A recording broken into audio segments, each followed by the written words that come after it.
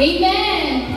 So, sino po niyo yun ay handang-handa na po tanggapin ang mensahe ng ating Panginoon ngayong umaga. Amen! Amen! Long time na po na hindi po ako nakakapag-preach. And as usual, kinakabahan pa rin po ako. Hindi pa rin po ako sanay. Pero ayun, I believe God will anoint me and will be able to deliver His message to you well. Amen! Amen!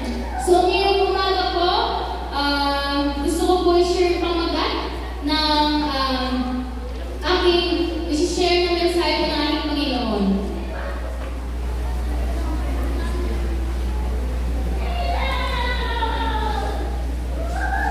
So, pamagat po na mensahe po today ay end time cycle. Sabihin nga po natin, end time cycle. Cycle po siya. Pag sabing cycle, meron pong sinusundan na pattern at ulit-ulit nangyayari. Opo, pag nangyari to, mangyayari to. Pag nangyari to, mangyayari to. Cycle po. At pag sinabing end, katapusan.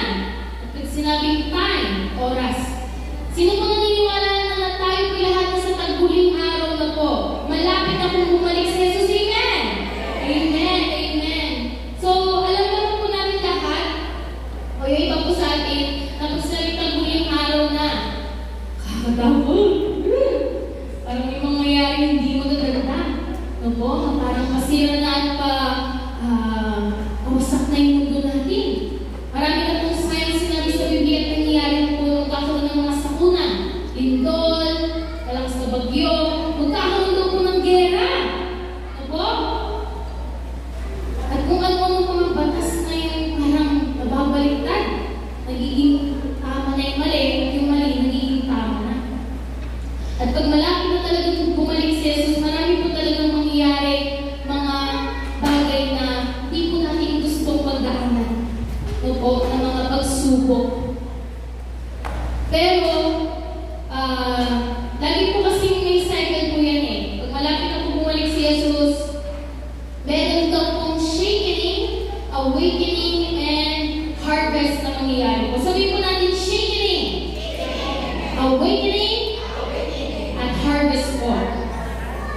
So, kung sabing shakening, ito po yung may shake sa buhay. Ito po, na mapapasubok ka talaga. Mawawalan ka ng pag-asa, magdududa ka na sa Panginoon, nahihirapan ka talaga. Kasi sinishake ka eh.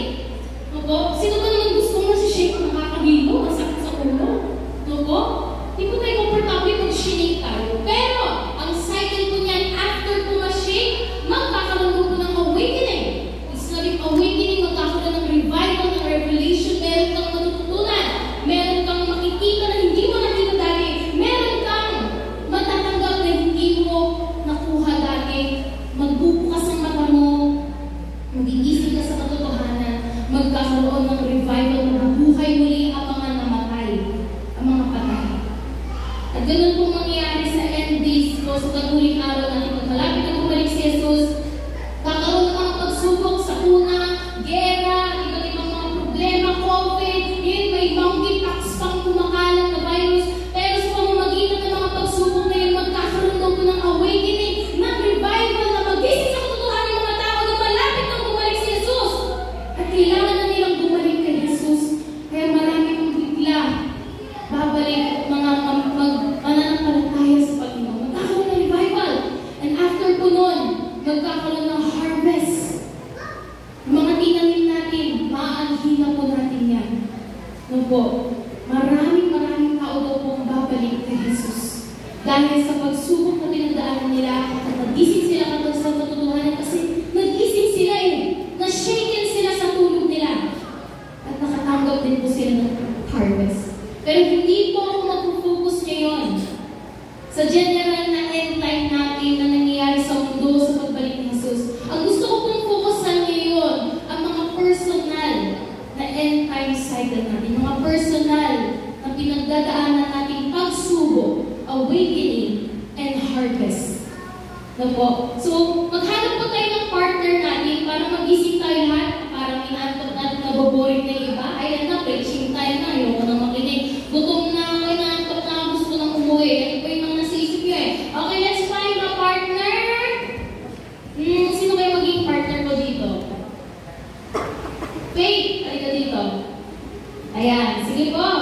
Sige, partner, partner.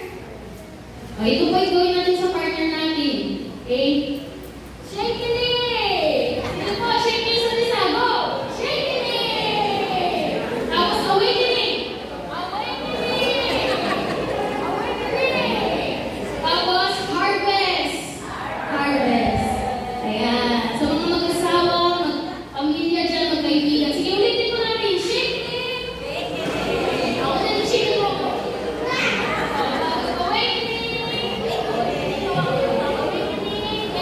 Harvest.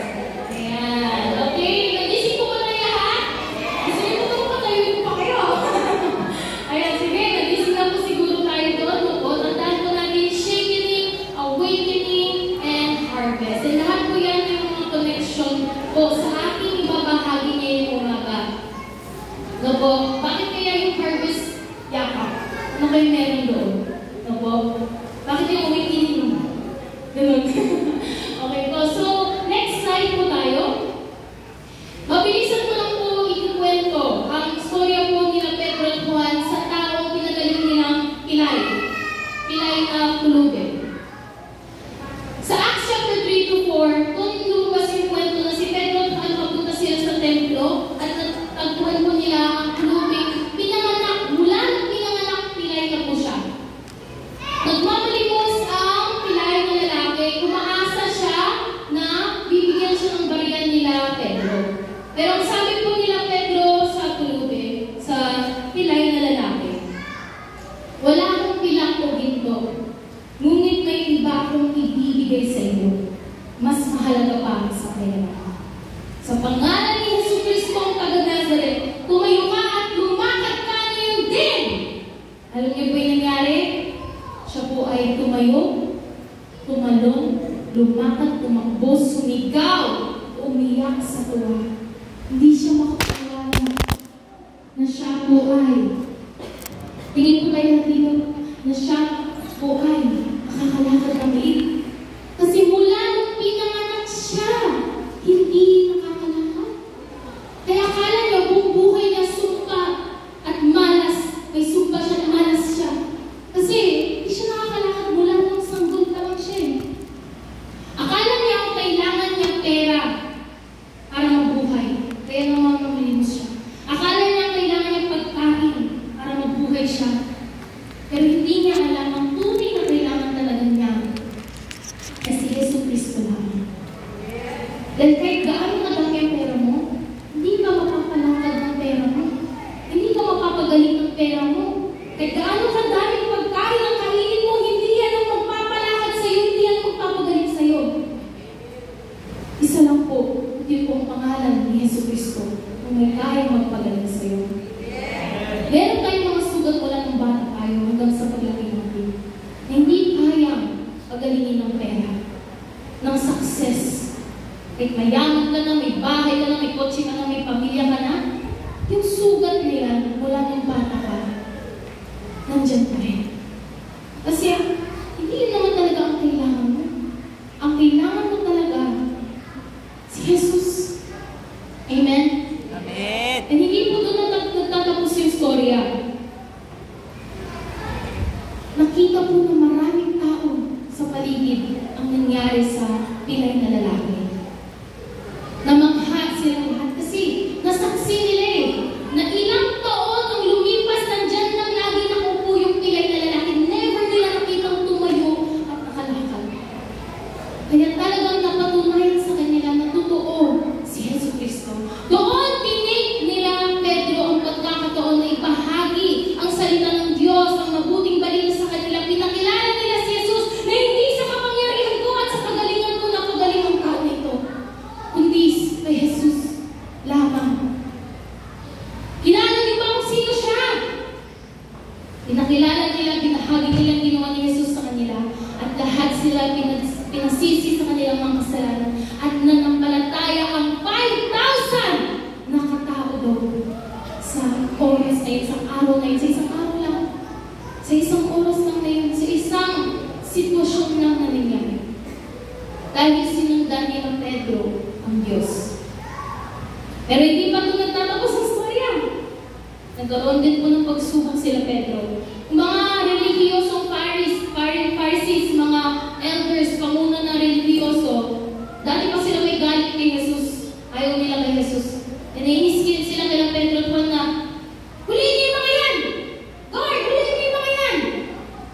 Dinala nila sa kulungan. Ano pinagkagawa niyo? Ba't niyo pinagkakalat ang pangalan ni Jesus? Hindi naman anak ng Diyos. Walang kwenta yung tao na yun. Ba't niyo siya pinagkakalat? Sabi ng nila Pedro, di namin susundan yung gusto mo. Ang Diyos ang masusunod. Kasi hindi namin kayang ikimkim yung nakita, naranasan at narinig namin. Nakita niyo rin po, pinagaling ni Jesus ang pulubi, ang pilay na lalaki. Di rin sila nagtagal sa kulungan, kapalaya din sila. Kasi wala naman talaga silang ginawang mali. Hanggang sa wala rin po magagawa yung mga relihiyosong leaders na yun. Kasi ang dami ng mga taong nagwawala. Naghihingay, nagpupuri. Totoo ang Diyos! Si Jesus pala ang Diyos! Kapag galing niya yung pilay na ilang taon na nakupo. Lahat sila yung nagsasayaw, nagre-revive sila, nagkakaroon ng revival.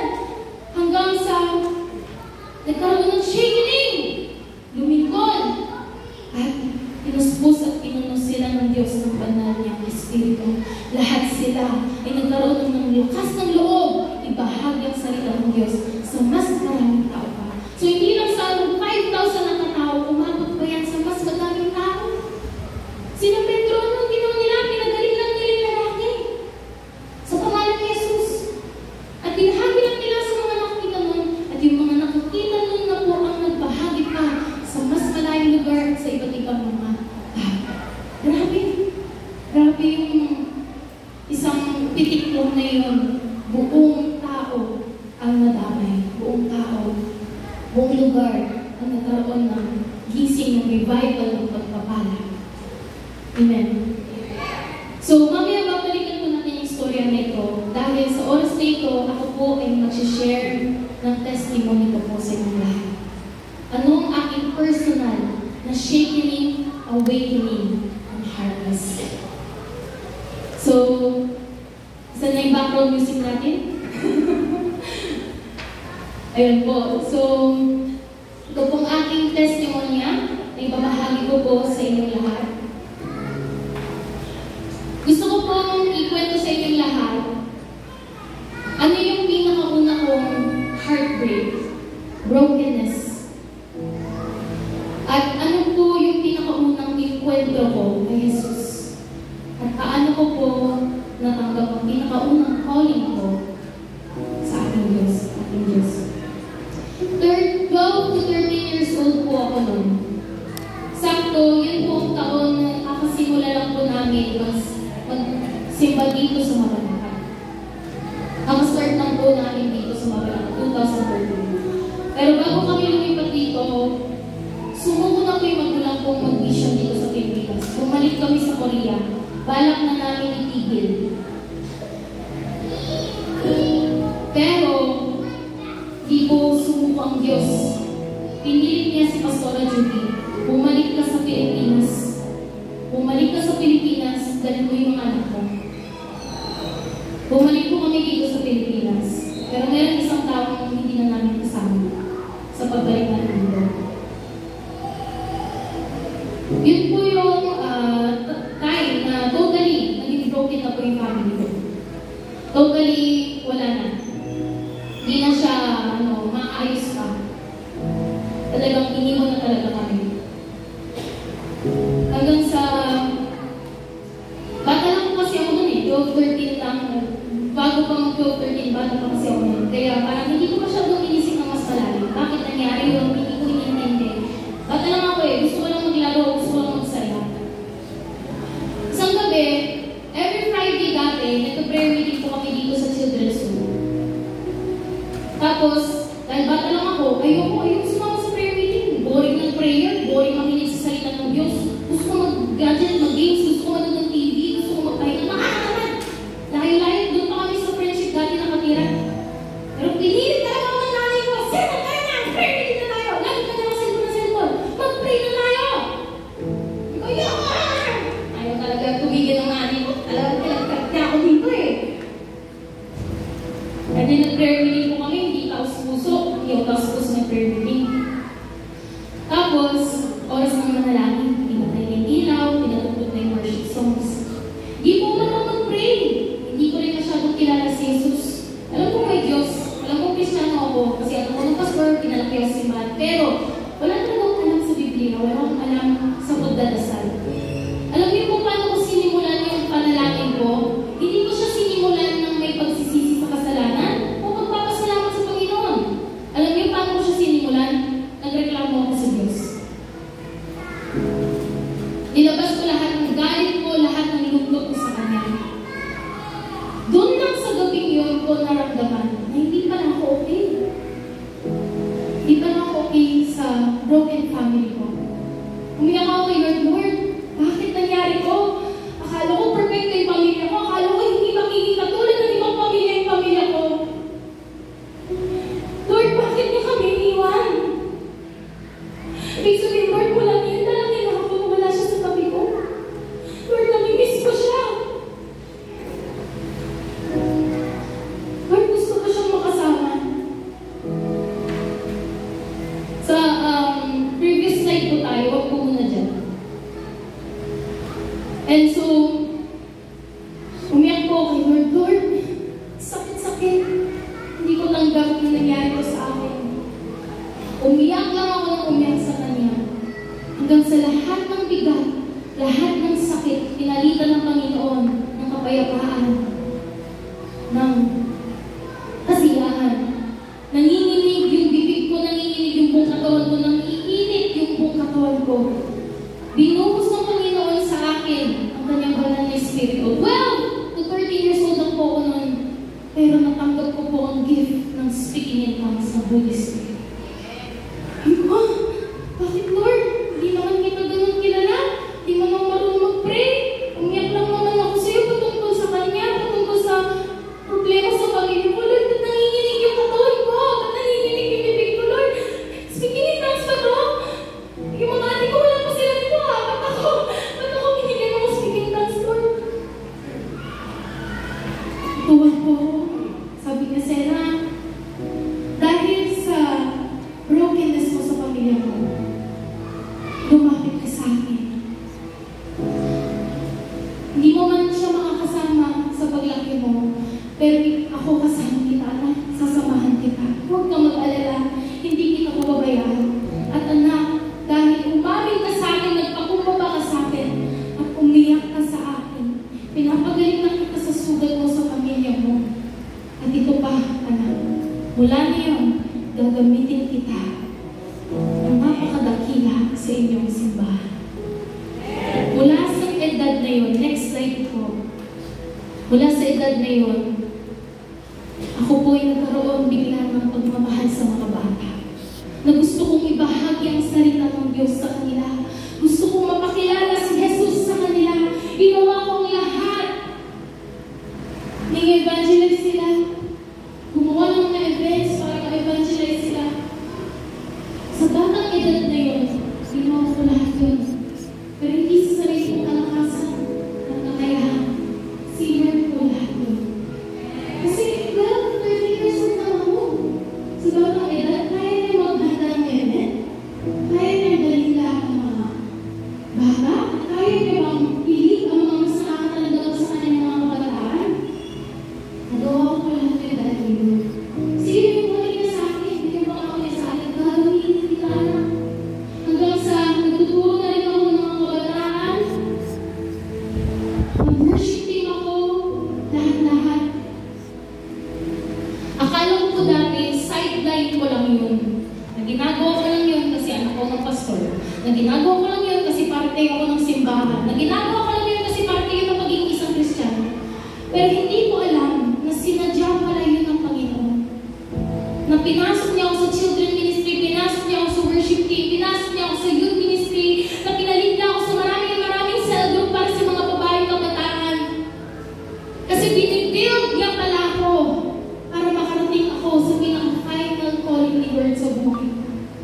Which is ginagawa ko na po ngayon sa inyong harapan. Hindi po ako magiging ganito ngayon kung hindi ko po muna pinagdaanan lahat yun. Kung hindi po ako nagkaroon ng brokenness sa aking pamilya, hindi po ako nandito ngayon at ginagawa itong bagay na ito sa inyong harapan ngayon. And as time goes by, marami pong pagsubok din na pinagdaan, ups and downs. So, lumayo ako sa Panginoon, bumalik ako sa Kanya, naging immature ako, marami akong sinaktan ng disipulo,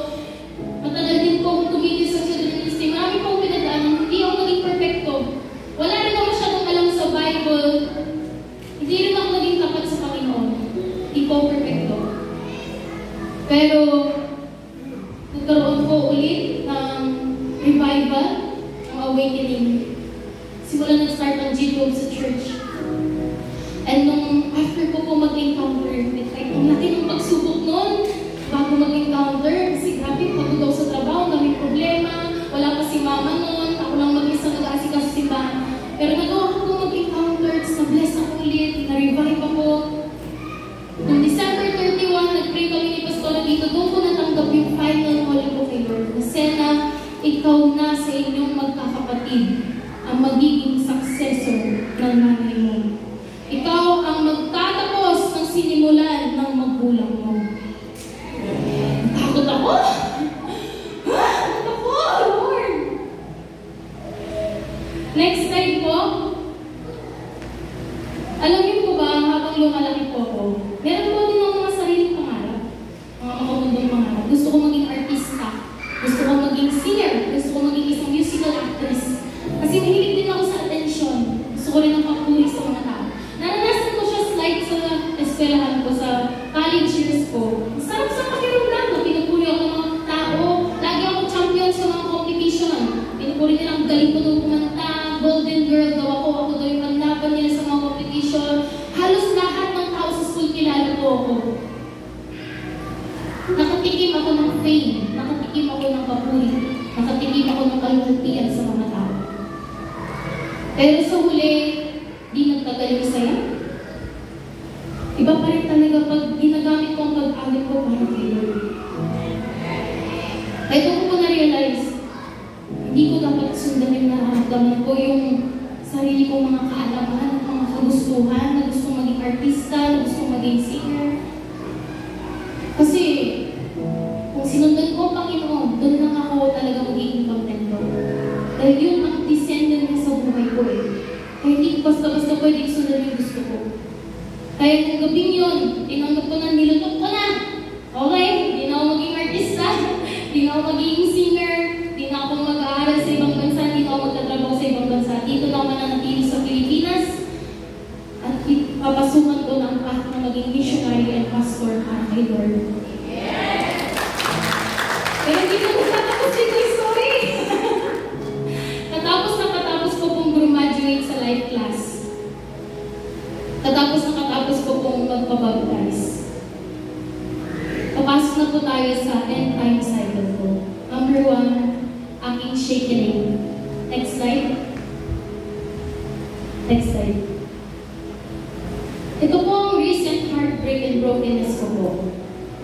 Hindi ko masasabi na ito yung panghuli. Baka mayroon pang mas malalang pagsubok na dadating palang araw. Pero ito yung pinaka-recent na heartbreak na tinataanan ko.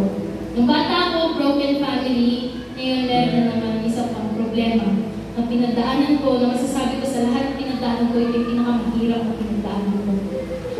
Kung meron po sa inyo madaling ko ma-trigger pagdating sa sexual violence, pwede po kayo saglit lumabas para hindi po kayo ma-trigger. Baka mabalikan yung trauma nyo. Pero if okay lang po kayo, kaya nyo i-handle to, pakinggan nyo po ang ating preaching. Next slide. Yun nga po, kakatapos ko lang po mag-encounter, graduate sa life class. Next slide. Pinagpapray ko po kay Lord. Lord, ito pala yung calling mo sa buhay ko, na maging pastor ako, na ako po ang susunod na mag-lead sa simbahan namin. Pero paano yun, Lord? Paano kung magta-transition doon? Paano yun nangyari? Kasi busy ako sa trabaho, wala akong panahon, wala akong oras. Hindi naman pwede umalis sa trabaho ko basta-basta. Wala akong naipon na pera eh. Wala akong kapera-pera. Tsaka ano kung masasabi ng mga ate ko sa akin, ng mga tao, ang tingin nila sa akin, kasi sinayang ko yung malaking sahod, yung magandang trabaho. Alam niyo po bang may apartment ako sa Clark dahil sa trabaho na yun, may sarili akong bahay. Pero, Lord, hindi ko talaga ma-imagine paano niyo ako tatanggalin sa trabaho na ito. Kasi hindi rin talaga ako makapag-resign. Pag tinatry ko po mag-resign doon, gagawin nila lahat, pigilan ako kasi kailangan nila ako doon. Kailangan nila ang katulad ko doon, hindi nila ako bibitaw. So Lord, ano ba yung paraan mo, Lord, para maalis ako sa trabaho? Noong February po, ako po'y sexually hinaras ng presidente ng company ko ngayon.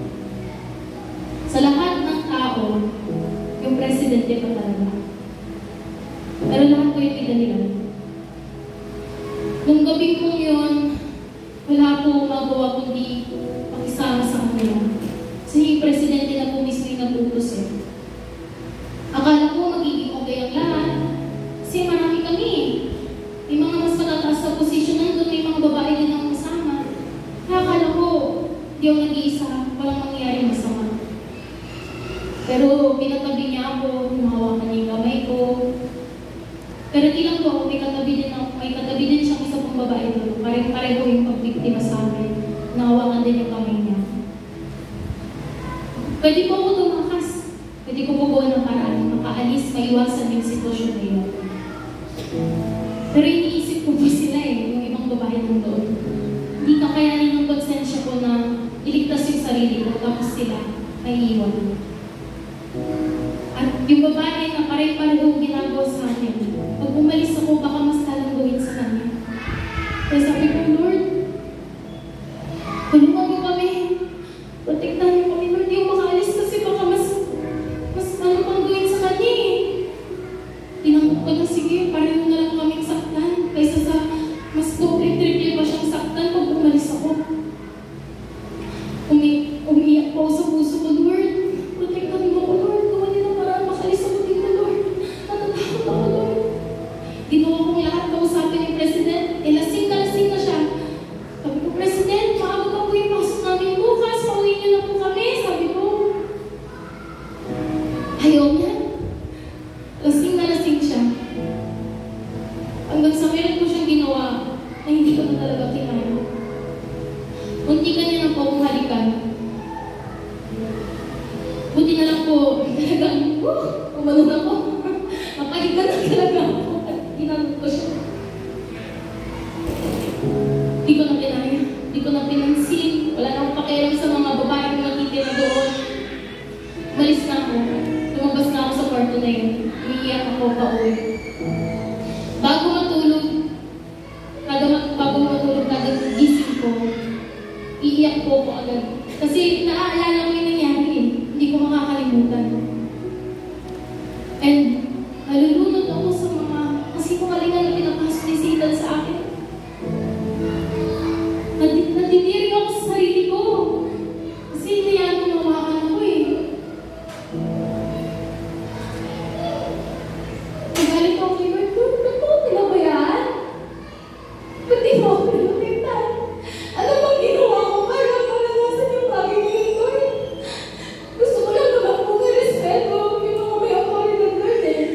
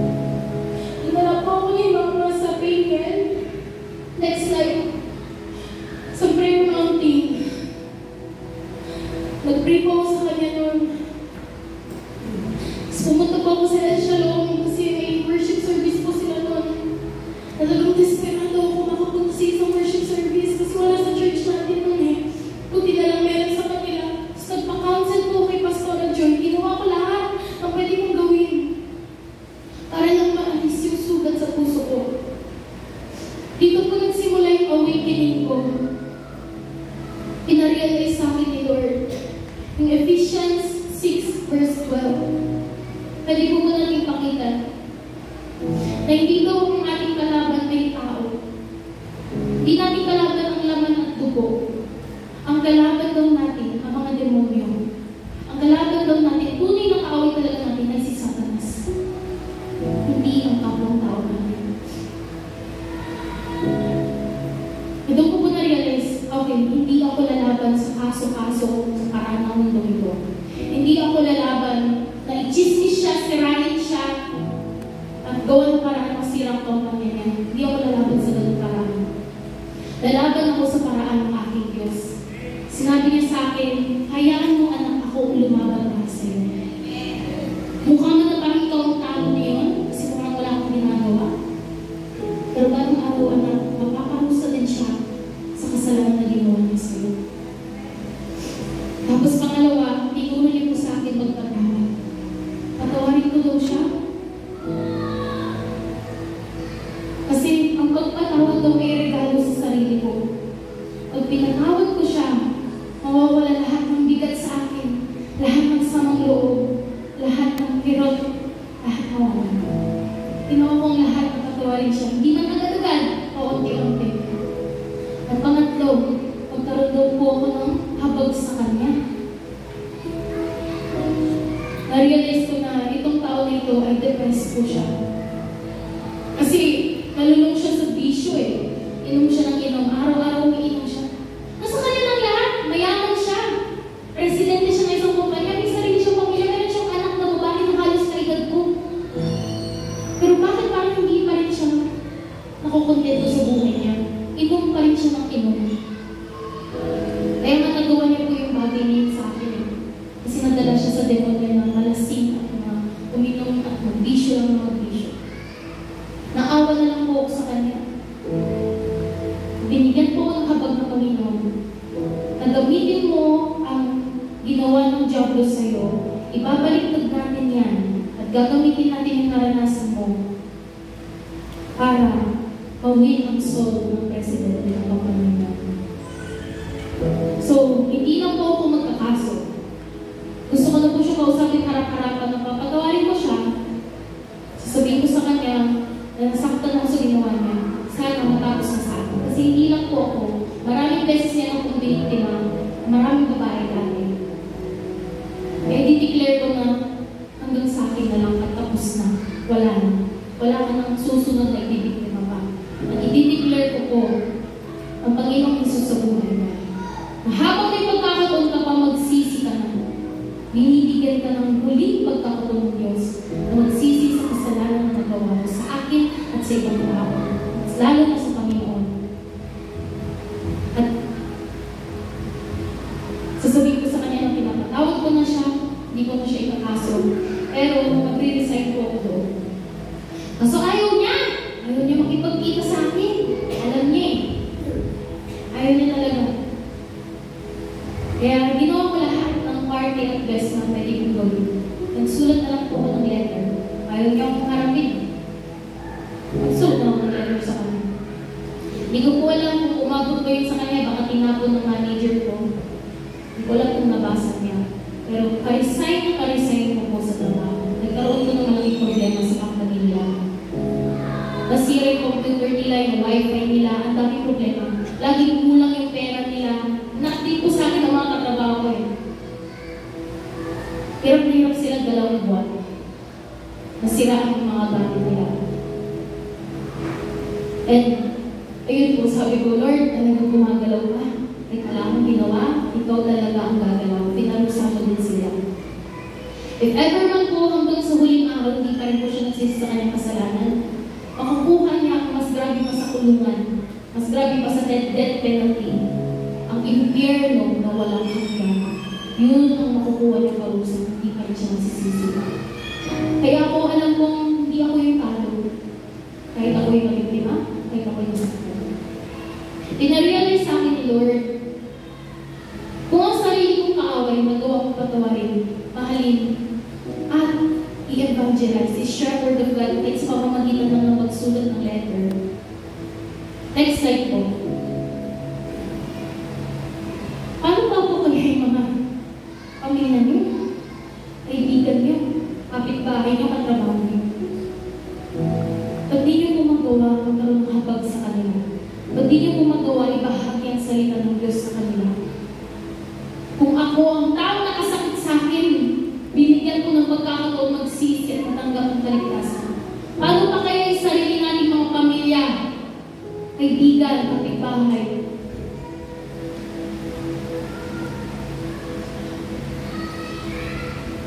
So, next slide po. Gusto ko po i-share sa inyo last ang harvest ko po. After ko po graduate sa life class, magpabaptize, dumaan ako sa malaking pagsubok. Nagkaroon din ako ng awakening. Marami akong natutunan, marami akong natanggap kay Lord na lesson at naging mas matatag at malakas ako dahil doon. Alam niyo po ba kung ano yung harvest ko? Next slide po. Kayo po yung harvest ko. Yung mga disciples ko, batch 2, kayo po yung harvest ko. Kung hindi po dahil sa pagsubok na pinagdaanan ko, baka hindi na po ako nag-resign sa trabaho at baka hindi na po ako nakatulong sa life class training natin at hindi ko na po na-cell-group yung mga disciples ko. Baka wala, hindi naman sa dahil sa akin ang lahat na po, nagtulungan po kami lahat leaders. Pero gusto ko pong sabihin na hindi pera ang harvest ko. Hindi kayamanan o tagumpay sa buhay na magkaroon ng bahay, ng kotse, ng pamilya, magkaroon ng magandang kasal. Oo, dati yung mga pinapangarap ko. Pero ngayon, pinaka-number 1 harvest ko sa buhay ko, ang mga kaluluwa na inutos ni Lord sa akin na dalhin pabalik sa akin. I am proud to go through that shaking. I am proud that I have that awakening because the Lord has given me the greatest harvest that I could receive, which is kayo po. So, gusto ko po kausapin personally yung mga batch 1 and batch 2 na pinili pumasok sa life class kayo. Huwag kayo maging kampante. Dadaan kayo sa pagsubok. Baka mas malala pa sa pinagdaanan ko. Pero, huwag niyo pong hayaan na matumba kayo sa shaking na yan. Kumapit lang kayo kay Lord. Manatili lang kayo sa Kanya. Magtiwala lang kayo sa Kanya. Hanggang sa bigyan niya kayo ng awakening. Na meron kayong matututunan. Na meron kayong lakas. Magiging mas matatag kayo. And then, maging excited kayo. Kasi marireceive niyo yung greatest harvest na matatanggap niyo sa buong mundo, sa buong mundo. Mas grabe pa sa pera. Mas grabe pa sa pagkain. Mas grabe pa sa anumang bagay na makuha mo sa mundong ito. Walang presyo ang kaluluwa. Ang tao, kapwa-tao, pamilya natin, pinakamahalaga sa lahat. Bakit sila yung hindi nyo pinapansin? Bakit mas hinahabol niyo ang kayamanan? Bakit mas hinahabol niyo ang mga makasarili niyo mga pangarap? Kung naging artista ako, naging singer ako, lahat yun para lang sa sarili ko. Makakatulong ba ng ibang tao pag-awit ko para sa sarili ko? Pero pag ako'y kumanta ng worship song para kay Lord, hindi lang yun para kay Lord. Makakabigay ng encouragement and comfort ang mga taong makikinig sa inaawit kong papuri at samba sa Panginoon. Tandaan niyo ano ba talagang mas mahalaga? Makuha niyo ng lahat, maging mayaman ka, maging matagumpay ka. Nasa iyo ng lahat. Pero pag bumalik na si Jesus, mawawala lang din lahat yan. Ang matitira na lang ang kaluluwa mo. Maaari kayo pumunta sa langit o sa iyo. Mas pangit pa kung ikaw lang mag-isa sa langit. Mga pamilya, kaibigan mo, ka-schoolmate mo, katrabaho mo, lahat sa impyerno. Yun po ba talaga ang gusto natin mangyari? Naawa po ako sa president ng company. Ayoko mapunta siya sa impyerno. Pinapatawad ko siya, pinamahal ko siya. Katulad ko lang siyang makasalanan. Kahit sa mata natin mas malalay ginawa niya, pareho lang kami makasalanan sa mata ng Diyos. Eh wala akong karapatan na hindi siya patawarin kung tinatawad ako ng aking Diyos. Ginawa kong lahat, pag-praise siya. At ibahagi ang salita ng Diyos sa kanya kahit sa pamamagitan ng mga susunod ng letter. Pero nasa kanya na yun. Natatanggapin na si Jesus ulit niya. Importante ginawa ko yung parte mo.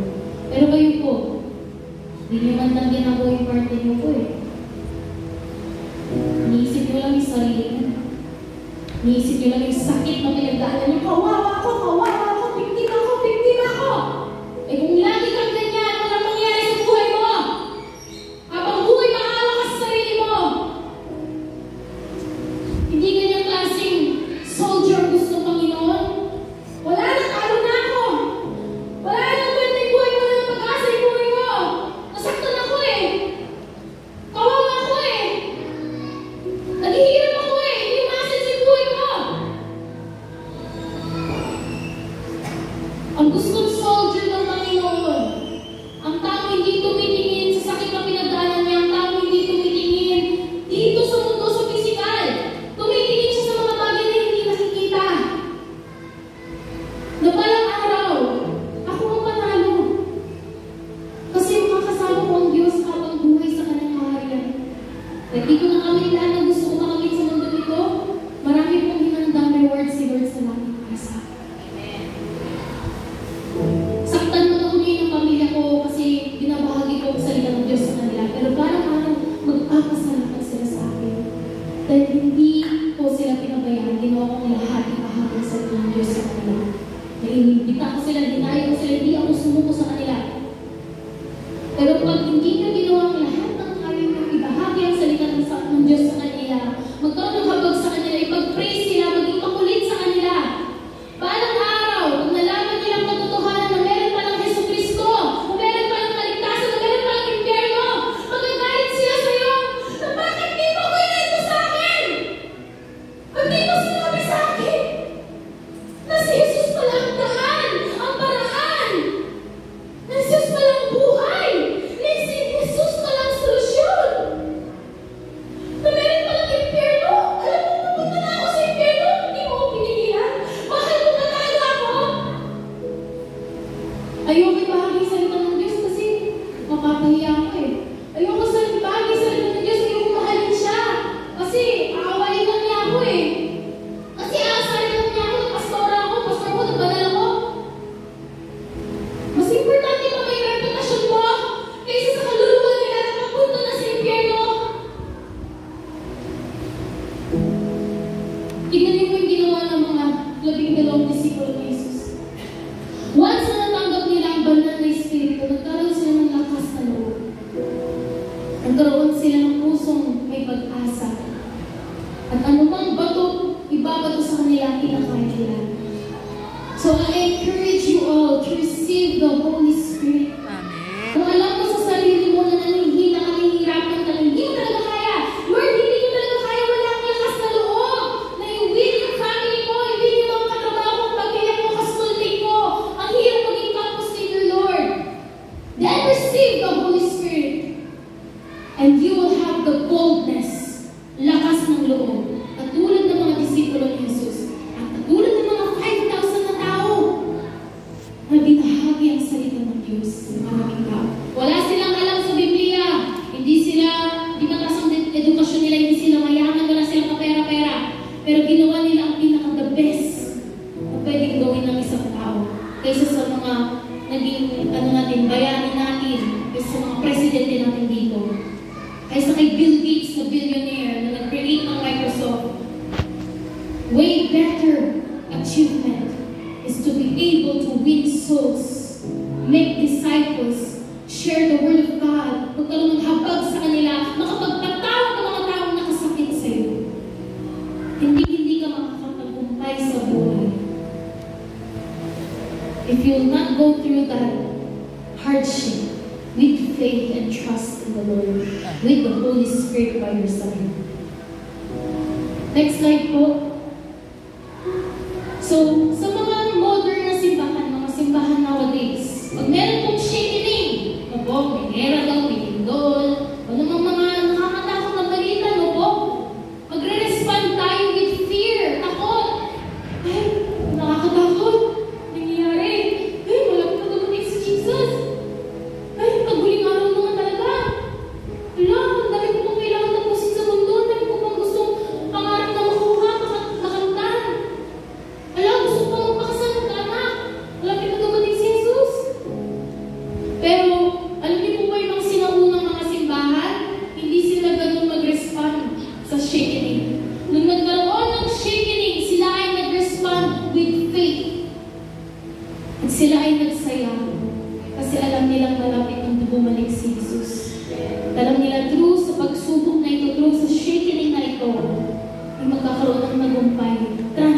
transformation, pagbabago, himala ang buhay nila. Next slide. Sabi po ni God, huwag kang mangamba, anak, dahil ako lang ang may kayang gumawa ng greatest shaking sa buong mundo. Isi-shake ka ng kaaway para takutin ka, para palungkutin ka, para manghina ka. Pero ang Diyos, isi-shake ka niya para gumising ka at para mas maging matatag at malakas ka. Amen? He will awaken and empower us. So 2 Timothy 1 verse 7, for God has not given us a spirit of fear, but of power and of love and of sound mind. Mga taong natatakot, yung mga isip nila dumilim. Pero ang mga taong punong-puno ng banal na espiritu ay naging malakas ang loob nila at ang kanilang kaisipan ay naging klaro. With a clear mind, we are able to defeat enemy's strongholds. Next slide. Genesis 50 verse 20. Masama nga ang inyong ginawa sa akin, subalit kita na hintulot iyon ng Diyos para sa kabutihan, at dahil doon naligtas ang marami. Amen. Akala ng kaaway, kapag sinira niya ang pamilya ko, kapag lumaki ako na walang tatay sa tabi, kapag sexually hinaras ako, akala niya, mawawalan na ako ng gana, magpapakamatay na ako at susupon ako. Hindi niya alam, dahil nananampalataya ako sa Diyos at dahil nireceive ko ang banal na Espiritu, naging klaro ang isip ko. At nagkaroon ako ng boldness, ang lakas na loob. Na sa huli, hindi pa ako talo, hindi pa tapos ang laban. Ang Diyos lamang ang pwedeng magsabi pagtapos ng laban mo hindi. Ang Diyos lamang ang nananalo at hindi ni isang beses nanalo ang kaaway. So ako po ay nagkaroon ng tiwala at lakas na loob sa Kanya. Na lahat ng balak ng kaaway ibabaliktad ng Panginoon para sa kabutihan mo. Ako po ba yung kawawa niyan? Hindi. Ako po yung masaya sa buhay ko niyan, sa sitwasyon ko niyan. Wala man akong nalipot na pera. Wala man akong trabaho. Pero proud ako sa ginagawa ko niyan. So, mga kapatid, kung ang trabaho, ang responsibilidad ninyo, kahirapan ninyo, pera, dahil ang naghahadlang sa inyo para gawin ang calling ni Lord sa buhay ninyo, iiyak niyo kay Lord katulad ko, na Lord, paano? Hinahadlang ako ng trabaho Lord, paano?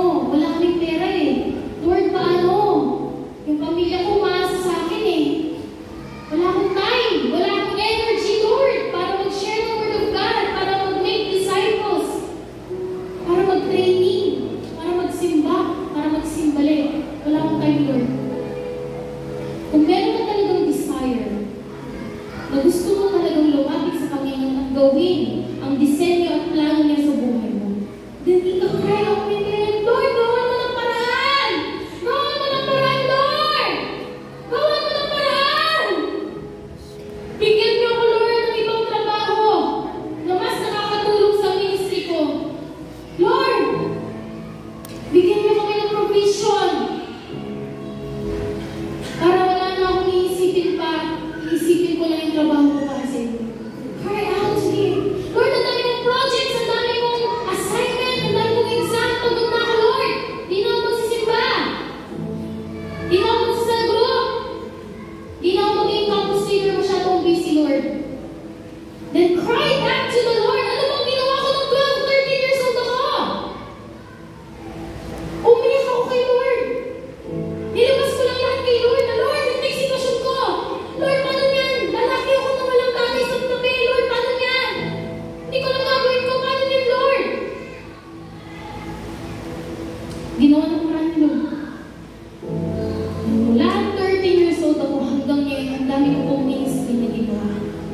Ang dami ko pong souls na within at pinagtanim ng mga pinhi. Alam po palang araw, lahat yun ay lalago, bubunga, pagkakamang harvest. Next slide. Yan po. Tawagin po natin yung mga bata. Lahat ng mga bata ay sa harapan. Hindi po natin sila pinag-pray kanina kasi ngayon ko po ipapaliwanag sa lahat. Gaano ka-importante ang magulang at mga mas nakakatanda na ipag-pray ang mga anak nila. Alam niyo po ba bakit naging ganito po ako katatag? Bakit po ako nananampalataya sa Diyos ng ganito? Kung bakit ko po nagawang magpatawad, magkaroon ng habag sa kaaway ko sa taong nakasakit sa akin? Ba't ko nagawang mabuhay ng maayos kahit broken yung family ko? Kasi meron isang tao sa tabi ko na pinag-pray ako. At yun ang aking nanay. Kaya kayo mga magulang, huwag lang kayo puro trabaho. Alam kayo, huwag lang kayo puro sermon, kakaselman. Ipag-pray niyo sila. Dahil may kapangyarihan ang panalangin namin. Bago matulog sa pag-pray niyo sila, mag-isip niyo, pag-pray niyo sila. Habang nagtatrabaho kayo, pag-pray niyo sila sa school nila. If you pray for them, may gagawin napakalaking bagay, napakadakilang bagay sa buhay ng mga batang ito. Dahil sa panalangin ng aking magulang, ako po ay naging ganitong klaseng dalaga. Marami pong mga anak ng pastor na pariwala. Marami pong mga anak ng pastor ng rebelde. Pero nagpapasalamat ako dahil sa panalangin ng nanay ko. Ako po hindi nawalan ng landas. Ako po hindi nakahiwalay sa Panginoon. Marami pong mga anak ng pastor na naging drug addict daw, bisyo, pero dahil hindi sumukang magulang nila ipag-pray sila, bumalik din ang mga anak nila. Nagkaroon ng revival, na-awaken din yung anak nila. At nagkaroon ng harvest na mas grabe pa sa ginawa ng magulang ang gagawin daw ng mga susunod na henerasyon. Kaya ako din, I'm always praying for my disciples. For my cell group. Kasi alam ko mas grabe ang gagawin ni Lord sa buhay nila kaysa sa ginawa niya sa amin. The next generations will be better, will be stronger, will be used greatly. Amen. Sige po tayo po lahat tumayo. Let's lay our hands to these children. Let's bless and declare. Amen. Hallelujah. I'm a mother and I'm a pastor and missionary, but every day sin against the Lord. As you are parents and leader, also you sin against the Lord. Sometimes Satan is telling us, do not discipline. You have a sin. May kasalanan ka. Bakit you have a qualification to discipline? That's why we listen to voice of Satan and then give up to discipline children. Ako, maraming kasalanan, pero I'm hearing the voice of the Holy Spirit. We are all sinners, we are against the Lord every moment. Pero when you listen to Holy Spirit, you say sorry. Let's say sorry. I will change. You need to talk to your children. I'm sorry. Anak, forgive me. I have a sin. I have a mistake. Forgive me. Pero I need to tell you, we need to follow Jesus. We have to change it. Sometimes I am worldly and I'm telling Satan, let's change. Let's change. Because we are leaders. If we don't change, they cannot change. You know, father and mother is walking 10 steps. Children follow 5 steps only. As much as you are parents, you are spiritual parents, you go far, 200, they can follow 100 only. We must think always.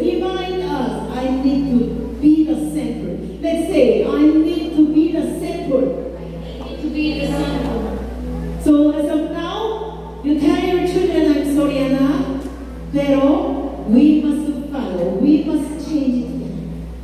Follow me. Amen. Amen. Can the parents come here?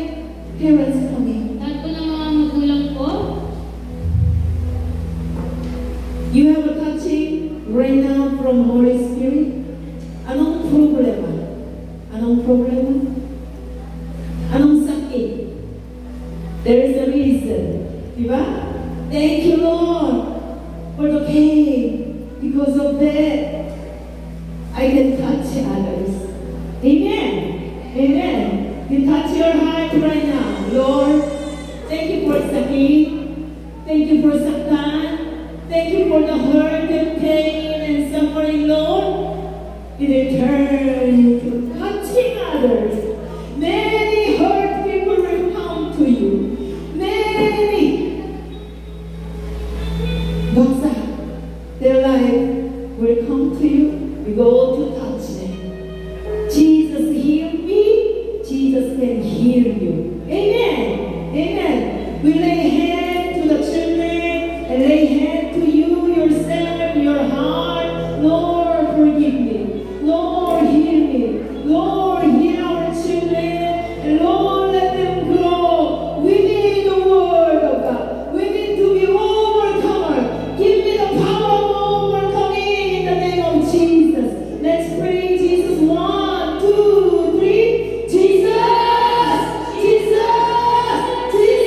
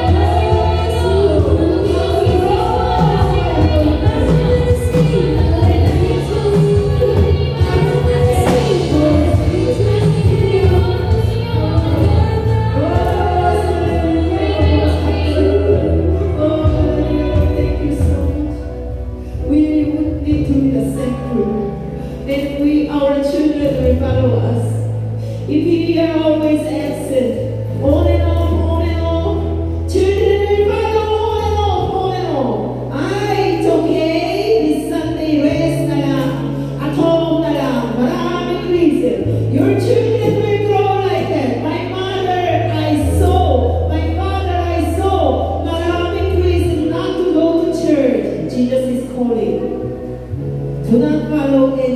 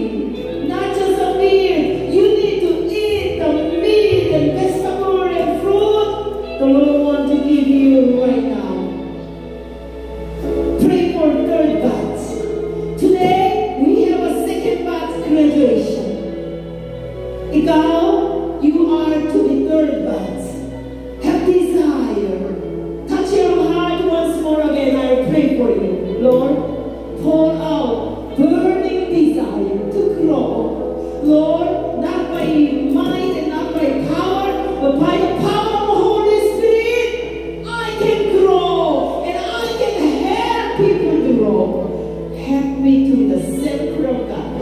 Help me to be disciple of Jesus Christ. This is our prayer. In Jesus' mighty name, everybody says, Amen. Salamat po ay pwede na po tumawin. Yun naman po para sa ating mga kabataan at mga nakakatanda. Di pa po tayo tapos. Puntahan natin yung bridge part ng Sea of Victory. You take what the enemy meant for evil. Pakita natin yung lyrics. You take what the enemy meant for evil.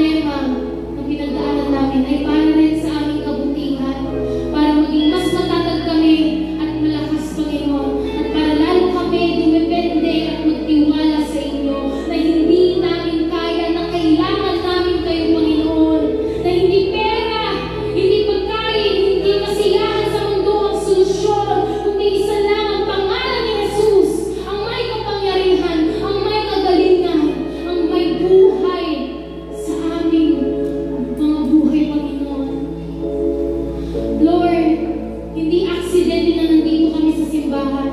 Hindi aksidente na pinasok niyo kami sa life class training. Hindi aksidente na naengkwentro namin kayo. Hindi aksidente na pinakinggan namin ang mensahe ngayong umaga. Lahat ay nakaayon sa inyong kalooban, sa inyong plano. Tinawag niyo kami at pinipili niyo kami. Tandaan niyo mga kapatid, hindi kayo ang pumili, hindi kayo ang nagdesisyon na pumunta dito. Kayo ang pinili ng Panginoon. Kayo ang tinawag ng Panginoon. Maniwala ka kapatid na meron siyang magandang plano sa buhay mo at gagamitin ka niya. Katulad ng paggamit niya kay Pedro at Juan. Marami tayong tao matutulungan mapagaling sa mga sugat nila pag diniklara natin ang pangalan ni Jesus sa buhay nila. Ialay nilang lahat ng sugat, ng sakit, problema. At sumunod lang kayo sa utos at sa kalooban ng Diyos. Huwag kang susuko kapatid.